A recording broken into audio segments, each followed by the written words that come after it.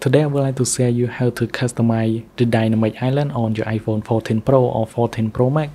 You can see I have a different style that I can do it on my 14 Pro Max. So if I hit on the save button here, I should be able to set it on my iPhone home screen. I can just set it as my home screen, so it is as simple as that. And then I'm gonna turn off blur to make it fully working, and you can see right there I have a new dynamic island style.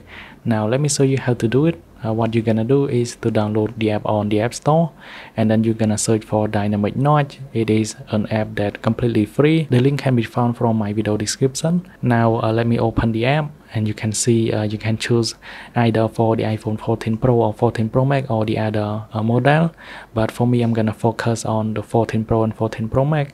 And then we can choose a wallpaper that already have here, or you can choose it from your camera roll.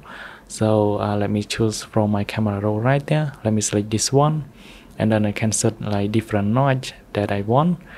So now I'm gonna go ahead and select this one. I'm gonna click on the download button, and then it's gonna save into my camera roll. Let me go back here.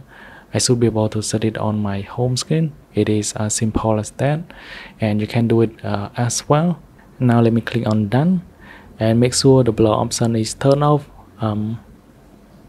Now click on done one more time, and you can see right there we have this amazing notch on your 14 Pro and 14 Pro Max. And that's it. Thanks for watching. Then I will see you guys in the next one.